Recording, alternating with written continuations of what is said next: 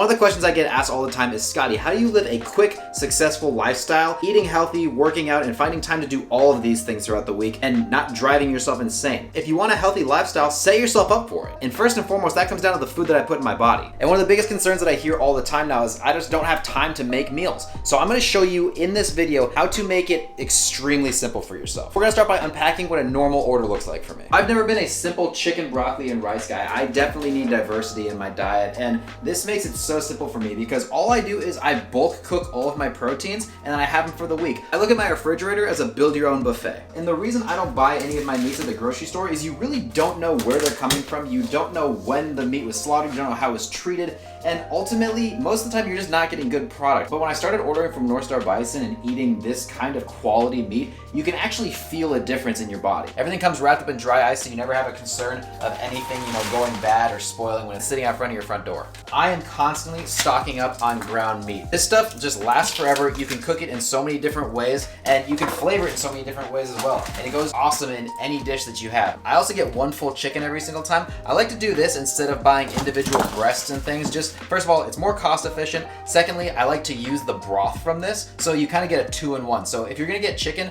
get the entire chicken, get a pressure cooker, and cook it like that because you're gonna have a ton of meat, plus the added benefit of having your own broth. And I always like to have a little bit extra red meat on hand. You can go individual fillets, you can go individual, ribeyes and stuff like that. I always tend to just go for a roast, so you get a ton of meat, and I'll just throw this in the pressure cooker, I'll throw it in the air fryer, I'll throw it in the oven, do it some way, and I'll slow cook it, so then you can just shred off beef, and you're ready to go. But like I said, this is just a typical order for me. Tons of ground meats, there's a whole variety here. I got ground bison, I've got elk chuck ground, I've got the Old World blend, I've got more elk, ground beef. They also have lamb, they also have pork. Anything you really want, they have it for you. And like I said, full chicken and a full bison chuck roast this time, just because I wanted to switch it up and go bison. I'm going to throw the bison, the chicken, and a couple of these packs of ground beef in the refrigerator to let them thaw out overnight tonight. And then tomorrow we are gonna get cooking. I'm gonna show you how I prep for the week. All right, so it's the next day and it's time to get cooking. Everything's pretty much thought out and ready to go. So I'm gonna show you guys how I prep everything. It's so simple. You need a couple tools, but really if you don't have them, it's not a big deal. I'll give you guys some options. So first thing I do is I actually remove the skin from the chicken. I don't really like how the skin makes, the broth taste, but I always save the skins because there are other recipes I use it in. I say it all the time, but I think everybody should invest in a pressure cooker or a crock pot if you want it to take a little bit more time. All I'm gonna do is take my chicken, throw it in the pressure cooker. I add about 3 tablespoons of apple cider vinegar, a couple giant pinches of salt, fresh ground pepper, and some garlic powder.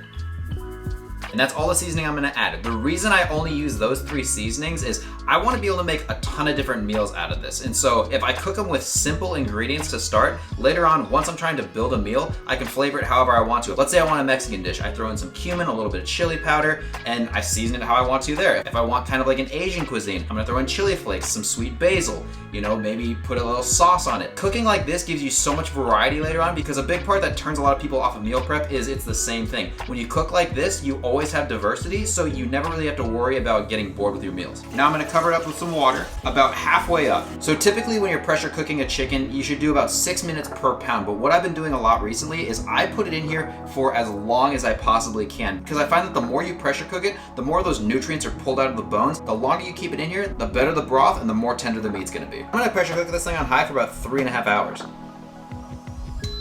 So that's getting started, let's move on to the roast. A roast you can do in a lot of different ways, but I'm lucky enough to have a second pressure cooker, so that's how I personally cook mine. But let's say you don't have a pressure cooker and you have a crock pot.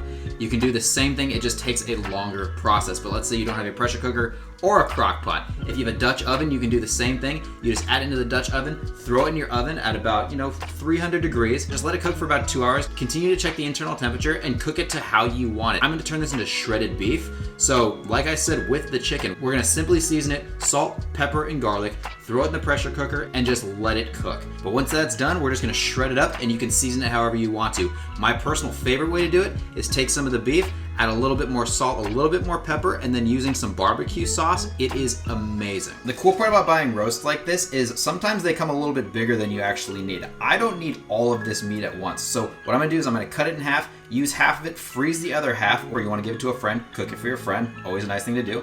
So yeah, simply cut this guy in half. Chunks go into the pressure cooker. And then same as before, salt, pepper, and garlic. Now with these, it's a perfect time to add a little bit of broth. I don't have any broth because we're actually making it right now. So just a little bit of water. You have a meat and stew option, you have a pressure cook option. I'm actually gonna put this on slow cook and let it go for about 4 hours. And that's it. That's the prep for your chicken and your roast. Once these are done, I'm gonna take them out. I'm gonna show you how I package them and put them in the fridge for the week. And then I'll also show you guys how I cook my ground meat. So I'll see you guys in a couple hours. All right, so it's been about 5.5 hours. The pressure cooker for the chicken has gone off probably about an hour ago, and I was just out and about doing my thing, and it is ready to go, so we're gonna get that out. The slow cooker has been going for about 5 hours with the roast in it, so that should be done as well. So now what we're gonna do is we're gonna take everything out of the pots, let it kind of cool off a little bit before we pack it up, and while we're doing that, we'll cook the ground meat, and I'll show you how to package everything. So let's get to it. So full chicken is broken down. This stuff is literally just going to fall apart as you pull it out. So what you wanna do is make sure that you have a little bowl ready to go, put all the meat in there, we're gonna let that cool, we're gonna shred it up, but now you've got all that broth as well that we're gonna strain off in a little while.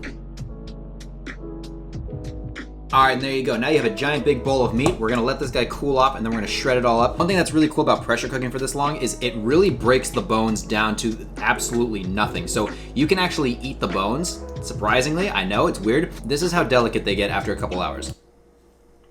Breaks right in half. And like I said, you can eat these guys.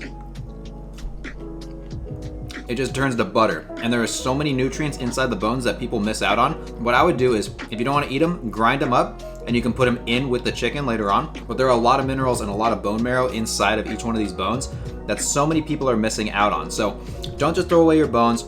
If you can, use the full animal, eat them if you want to. If not, no worries. And what you can do is if you're not gonna eat them, grind them up and you can put it in your pet's food. It's actually super nutritious for them. So just a little extra tip. Now we're coming over to the roast, so let's get it out.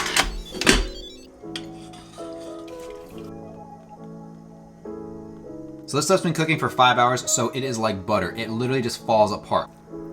So this is probably my favorite way to cook beef, just because it's easy, it's effective, and honestly, no matter what cut of beef you're using, if you leave it in there long enough, it's going to become extremely tender. You can throw this in eggs, you can throw it in burrito bowls, tacos, honestly, anything you really want to use it for, it is ready to go. So let this cool off a little bit, and then we're gonna shred it. But for right now, let's start cooking our ground beef.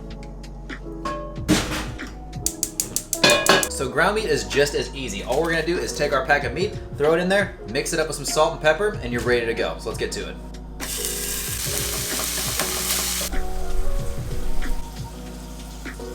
All right, so now your ground meat is cooked, so let's shred the chicken, let's shred the beef, and let's pack everything up.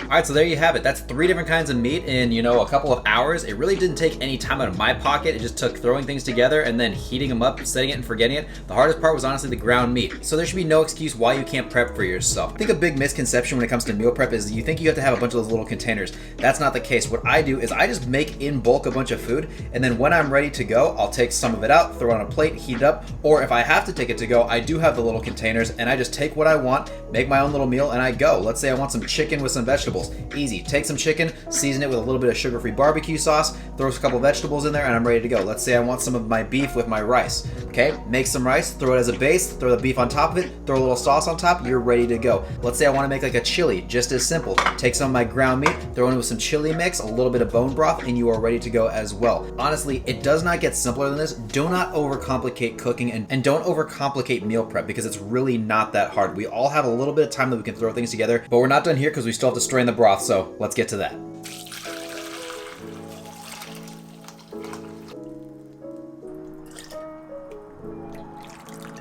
So there you go, that's just one jar. I've got enough broth here to probably last me 2 weeks. I'm probably gonna end up freezing some of it. It's a nutrient powerhouse and you can use it to cook. You can just drink it straight. It is amazing. What I'm gonna do though is I'm gonna put this in the refrigerator. I'm gonna check back in tomorrow morning and show you guys what real broth actually looks like, because the stuff that you're buying at the store, it's not real broth. If it comes out liquidy, it's not real broth. When this stuff actually sits, it's gonna become more of like a gel collagen, and that's what you really wanna look for in a broth. So we're gonna check in tomorrow and I'll show you what that actually looks like. But I'm gonna go ahead and prep myself some dinner here, enjoy the rest of my night. We'll check back tomorrow on this broth and we'll have our final words. And just in case you guys were wondering what my meal was gonna be tonight, I'm actually just gonna have a smorgasbord of everything I made. throw a little bit of sauce on it, probably make a potato and throw it in the middle. We got about 4 ounces of our roast, about 4 ounces of our chicken, and about 2 ounces of our ground elk. So I'm gonna slather this up with a little bit of sauce. Like I said, make a potato, and that is gonna be my meal for tonight. But that's as easy as it gets. High protein, moderate amount of fat, and ready to go down.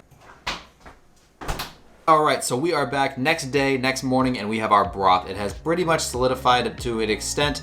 We added a little bit too much water, but it's okay. It's still gonna be fantastic. So I'm gonna show you guys what real broth actually should look like. So the first thing you're gonna notice after you take your broth out is you're gonna have a layer of fat on it the next day. I normally just throw this stuff out just because you don't really need that chicken fat that's on top. Also, it doesn't really taste good. It's not really palatable. So just get rid of that. But underneath that, you are going to have some jelly-like consistency broth. As you can see, it's not watery. It's almost like a gel. That is all that collagen in there that's gonna benefit your skin, your hair, your nails, your gut lining. I mean, there is so many benefits to this stuff. And personally, one of my favorite ways to have it is just putting it in a mug, throwing it in the microwave for a couple minutes, and drinking it down. All right, so that's gonna wrap it up for this video, guys. I hope you took some of this information and you're gonna use it in your own life. Like I said, meal prep is not hard. It's not hard to be healthy. It just takes a little bit of preparation. So just make sure you have everything you need. Make sure you have meats ready to go. Make sure you have some cooking utensils. Like I said, I use the pressure cookers. I'm gonna link everything that I used in this video down in the description below. So if you want some of that stuff, go and check it out. I do recommend getting it because it makes your life so much easier. But try this meal prep out. Season it how you want to. Send me some of your recipes. I want to see how you're cooking. And if you have any questions at all, leave them in the comments and we'll get back to you as soon as we possibly can. But guys, thanks again for watching the video, and we'll talk soon. Cheers.